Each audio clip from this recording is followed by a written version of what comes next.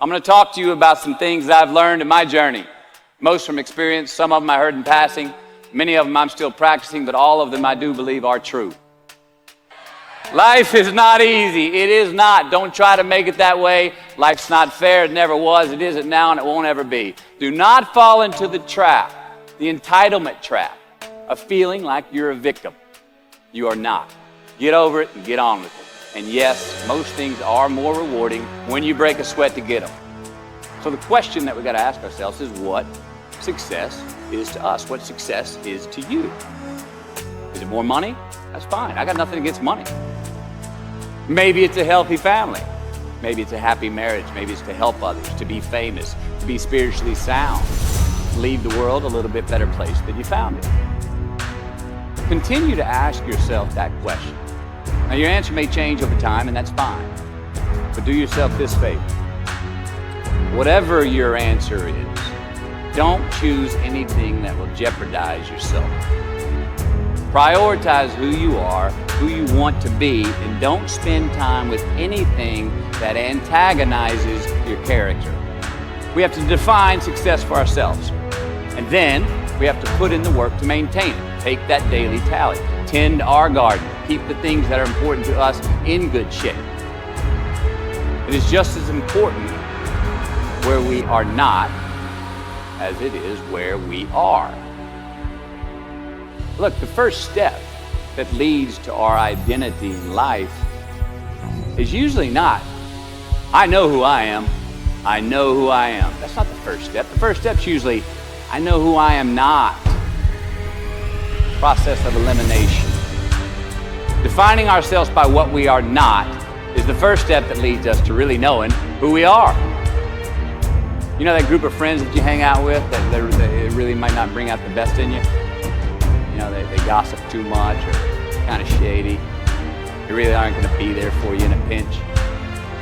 Or how about that bar that we keep going to that we always seem to have the worst hangover from? Or that computer screen, right? The computer screen that keeps giving us an excuse not to get out of the house and engage with the world and get some real human interaction. Or how about that food that we keep eating? That stuff that tastes so good going down, it makes us feel like crap the next week. We feel lethargic and we keep putting on weight. Well, those people, those places, those things, stop giving them your time and energy. Just don't go there. I mean, put them down. And when you do this, when you do put them down, when you quit going there, when you quit giving them your time, you inadvertently find yourself spending more time and in more places that are healthy for you, that bring you more joy. Why? Because you just eliminated the who's, the where's, the what's, and the when's that were keeping you from your identity. Like, trust me, too many options, I promise you, too many options will make a tyrant of us all. All right, so get rid of the excess, the wasted time. Decrease your options. If you do this, you will have accidentally, almost innocently, put in front of you what is important to you by process of elimination.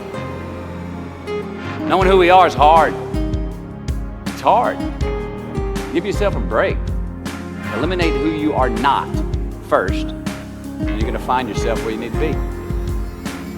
Instead of creating outcomes that take from us, let's create more outcomes that pay us back, fill us up, keep your fire lit, turn you on for the most amount of time in your future. And since we are the architects of our own lives, let's study the habits, the practices, the routines that we have that lead to and feed our success, our joy, our honest pain, our laughter, our earned tears.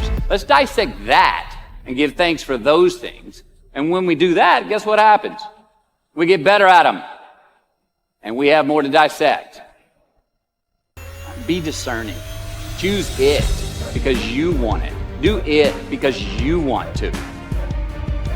We're going to make mistakes. You got to own them. Then you got to make amends. And then you got to move on. Guilt and regret kills many a man before their time. So turn the page. Get off the ride. You are the author of the book of your life.